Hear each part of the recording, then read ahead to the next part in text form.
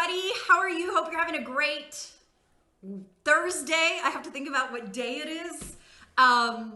Thanks for joining for today's World of Weather. We have the rest of this week and next week of World of Weather. So even though a lot of you are ending school on Friday, tomorrow, we still have another week. So make sure you join us next week. And next week's going to be super cool because we are doing behind the scenes. You're going to learn about my job, what I do, how I forecast, how I build graphics. I'm even going to take you behind the scenes. We're in my house right now. We're actually in my office. And you've been seeing a lot of this if you've been watching our shows. I'm in my office in my home. Here's my computer. There's the camera. So you're going to see behind the scenes kind of what goes into a broadcast and the weather broadcast working from home, because this is kind of a new thing for all of us as meteorologists. We never thought we would be able to broadcast from home. At least I never thought I could. And of course, with everything that's happened over the past several months, it's amazing how we've been able to pull this off. So next week, it's all about forecasting. It's all about building graphics. It's about broadcasting from home. So if you are interested in weather, if you're interested in learning how to forecast weather, or maybe you want to do what I do and be a meteorologist one day, you don't want to miss World of Weather next week because we have a lot of lessons. As always, for today's lesson, I'm opening you up on Facebook right now. So if you have any questions, please ask any questions you may have. I'm happy to help you any way I can.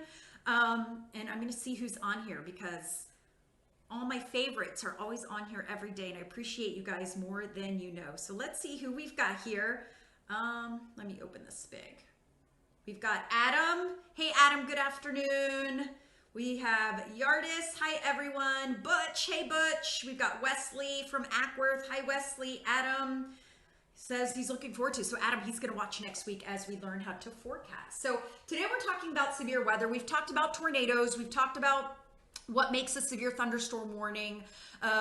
Severe thunderstorm warning, again, you need winds over 58 miles an hour, or you need hail an inch in diameter or bigger. So you can't just call a strong thunderstorm severe. There are certain parameters that have to be met in order for a thunderstorm to be severe. So we've talked about severe weather. We've talked about tornadoes. I'm trying to think, we've talked about, what is the other severe weather?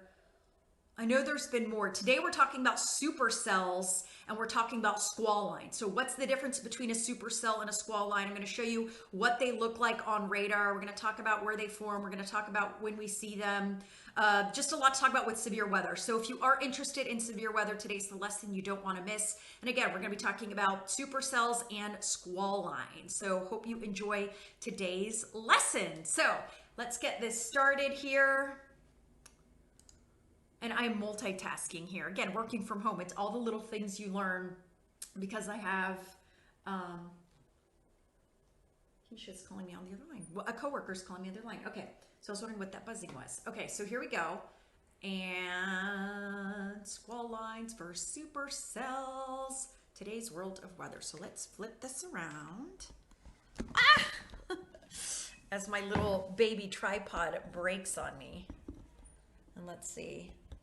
Adam, thanks for sharing the stream. Adam, so let's see. L. Darnell says hello. Hi, guys. Put this around. For some reason, this little tripod is it's not wanting to stay. You know what? Let's do this. Can I raise my monitor? It doesn't go up. We're going to do this. Okay, how about this? There we go. I was putting it on a box to make it higher, but I don't need to do that. I'm sorry if I'm giving you a headache. Okay, so today's World of Weather lesson, supercell. This is what a supercell looks like. Have you ever seen one? They are most common in the central United States, but we do see them here in Georgia. And they have a lot of characteristics that make them very easy to spot. Just to give you a little background on a supercell, it is the least common type of thunderstorm. So we don't see these all the time. And again, they're most common in central United States, but we do see them in Georgia, even though it is the least common type of thunderstorm. A supercell is very likely to produce severe weather, especially damaging winds, large hail, and weak violent tornadoes. So if you see a supercell, again, it is a very dangerous storm and they are very likely to produce severe weather. They do contain a deep and persistent rotating updraft, which is a mesocyclone, and we're going to talk about what that is here in a minute. They can last several hours. So a supercell can last several hours, and again, it can produce tornadoes. So let me show you the supercell structure, because you need a couple things in order for a supercell to form. You need a couple things. You need moderate to strong wind speed. So you need the winds to be strong. You need a system moving through like a cold front to bring moderate to strong winds. On top of that, you need what we call directional wind shear. So that means you need the winds up in the upper atmosphere and the winds at the surface having a different speed. So you need the surface winds and those winds at 20,000 feet in the atmosphere. You need strong directional shear. Now, wind shear allows the storm to be tilted. So think of it this way. Let me demonstrate. Let me get my box back. Okay, because we're going to talk about this, because this is really important in lots of weather. We look at winds at the surface. So winds at the surface are what we have on the ground.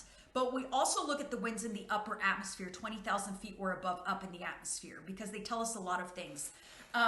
If you have the winds up at 20,000 feet much stronger than the winds at the surface, you're going to have the storm doing this. You're going to see kind of that pool in the storm where the top part of the storm goes further in this direction than the bottom storm. So you get that tilt. So that is very essential in this storm, is to have that tilt.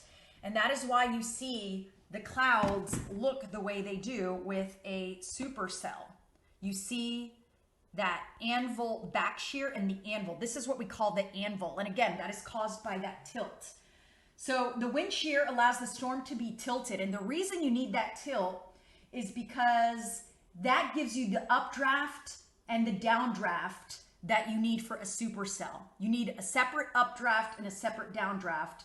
And it allows these storms to be long-lived. So when you have that tilt, the storm is moving in this direction. So you see the arrow, the storm is moving in this direction. You have those strong upper level winds going in this direction. You have slower winds at the surface, and you get that push, and you get what we call that anvil head. And that's what we look for when you look at clouds and you're looking at severe weather, severe thunderstorms. If you see that anvil head, you know it is a supercell. An anvil is those clouds, those big billowing clouds. Actually, I'm going to go back to that first graphic we just had, because it showed you the anvil. Do you see the anvil? How you see the anvil on the top of the cloud? Hold on, let me hit play. Why is this so tiny? Hold on. It's making me go through the beginning in order to make it big. See, this is one of those things, working from home, it's harder than when I'm at work and I can just click backwards. So again, there's that anvil. You see the anvil at the top of the cloud. So the reason it's so important to have that shear, that's the #1 ingredient, and that is because it tilts the storm and it gives you a separate updraft and downdraft, and that allows these supercells to be long-lived. And again, they are the least common type of thunderstorm, but they are very likely to produce severe weather, winds, large hail, weak violent tornadoes. So that's what a supercell is. This is what a supercell looks like on radar. It is a very strong storm. Again, you can see the updraft and the downdraft are very visible on radar with the storm direction here. Could see tornadoes with a supercell, large hail very possible with a supercell, and strong damaging winds very possible as well. Squall line is a little different. A squall line is a big line of storms. They are usually on the leading edge of a front. When you have a cold front coming in, replacing warm air, you get these very strong winds. And a squall line, the biggest threat with a squall line is strong damaging winds. And this is, you can see what it looks like as a squall line comes in. I want to show you what it looks like on radar here. They're very large. They encompass a large area. They last for miles and miles and miles. And we get these in Georgia several times when a cold front is moving through. And you can tell because you see that line coming in on radar. So with the supercell, it was an individual storm. With squall lines, this affects more people. It's much bigger in diameter, it affects more people, and you are looking at that possibility of strong damaging winds all moving in the same direction. When you're looking at damage from a squall line, you're looking at a lot of trees and power lines down, and they're all lying in the same direction. Now, one thing we look at as meteorologists to determine how strong and powerful a squall line is you want to see how close together these colors are. So if you see it go from green to yellow to orange to red in a very, very short distance, that means it's a very strong squall line with strong damaging winds. So the tighter the gradient, the tighter those colors are close together, the more dangerous and powerful these thunderstorms are. On the other hand, when you see a more gradual transition in colors, that means it is a weaker system moving through, weaker winds. It's not going to be as dangerous or as strong. This is a very strong squall line, especially when you look at the distance between no rain at all where you have this black area, and strong downpours. Look how short of a distance that is. That tells you how incredibly strong that squall line is. So those are things we look at on radar. The radar really helps us determine if it's a squall line coming in, if it's a supercell coming in, what kind of severe thunderstorm is moving in. So radar is a very effective tool for us meteorologists to determine what kind of severe weather is moving in over our area. Again, supercells don't happen very often, especially here in Georgia. Yes, we see them, but it's not something we see all the time. On the other hand, squall lines we do see fairly often when we have a cold front moving through. We tend to see these squall lines, and that's when you see that big batch of rain that moves in across northwestern Georgia. Looking to see if we have any questions. I'm looking at everyone. Daniel, thank you so much. Hope you're well. Hi, Patricia. Hi, Mike. I'm so glad you appreciate it. He said, I appreciate how meteorologists are so educational. Good stuff. So all kinds of good questions from everyone. I hope you enjoyed today's lesson, talking a little bit about severe weather. Tomorrow we are talking about sunspots, I believe. We're talking about the sun. Hold on, let me get more specific. We are talking about solar flares. Oh, and we're talking about northern lights. Have you ever seen a picture of northern lights? People go to Iceland or Alaska and you see these green waves across the sky. We're going to talk about how those form, what makes them form, and why do they only form in certain parts of the world? Because here in Georgia, we're not going to see northern lights, but people go to Iceland and to Alaska to see them, other parts of the world as well. So we're going to talk about things having to do with the sun. So again, the northern lights, we're talking about solar flares, and we're talking about space weather. So tomorrow's a super cool lesson for Friday. Everyone, thank you so much for joining me for World of Weather. I hope you have a fantastic Thursday. Make sure you join us at 4 o'clock on CBS 46 News. And then, of course, tomorrow at 1:15, I'll see you again for the World of Weather. Everyone stay safe and have a great afternoon.